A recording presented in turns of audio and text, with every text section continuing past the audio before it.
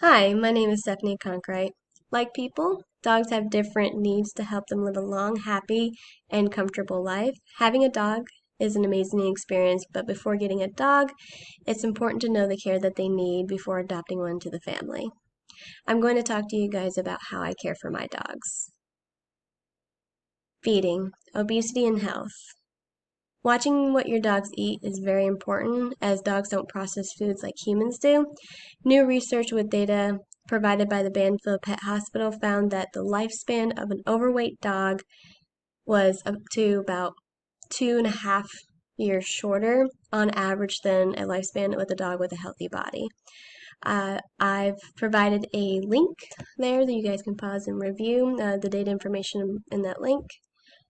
And I know it's hard not to give them any table scraps with their cute ears and their cute begging eyes, but to help them eat healthy, I've always done research before giving them something that can cause obesity or something that's even fatal to them like chocolate or garlic.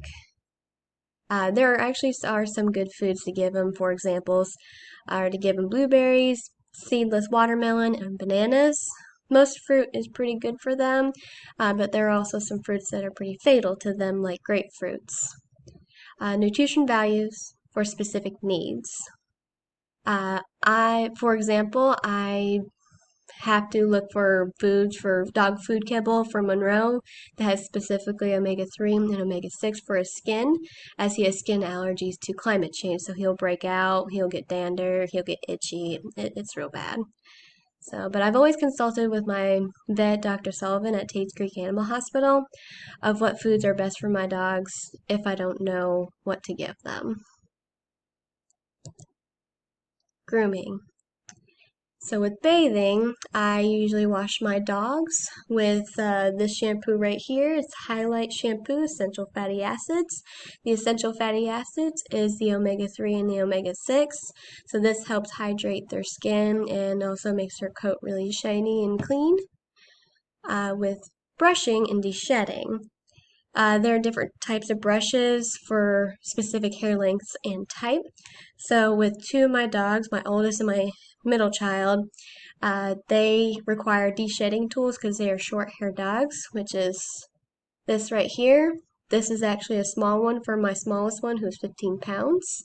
So all I have to do is just basically brush it across them to take all the undercoat out of any loose hairs that is in their undercoat, so that way they don't shed as much. For my oldest one, he's the bigger one. He's a 60-pound dog, so I got a bigger one to cover more area than that tiny one, which will probably take forever. But this is the bigger one of the de-shedding tool that I use. For my youngest one, who is a long hair pup, with long hair, it tends to get knots. So you don't use a de-shedder, you use a basic bristle brush to get any knots out and also to get any loose hairs in their undercoat with all that thick, long hair. Next, exercise. I usually take my dogs on long walks or have them run around in the yard outside. My dogs should have at least 30 minutes to 1 hour of exercise of play per day depending on the size and their breed.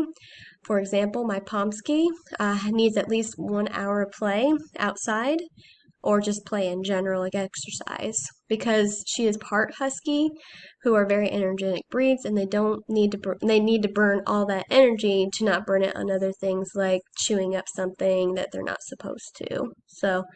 But for walks, Monroe, my oldest one, he doesn't like going out in the rain as much, so I normally have him run around the yard if he's willing. If he's not willing, we're going to move on to indoor exercise. I typically use a laser light that they can chase around the house to stimulate them. And for some dogs, they may not be interested in the laser light, so it's best to stimulate them with play, like with the tug of war toy, or just having a little wrestling match with them. Side note to this, exercise can also help with obesity and weight management if they ever gain weight at all.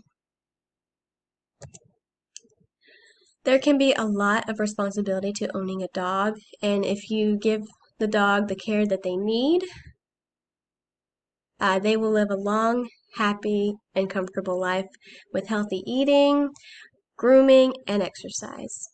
I would like to end this by saying a quote that I hold close to my heart. A dog may be part of your life, but you are there all their lives. So treasure it and make it the best time of their life.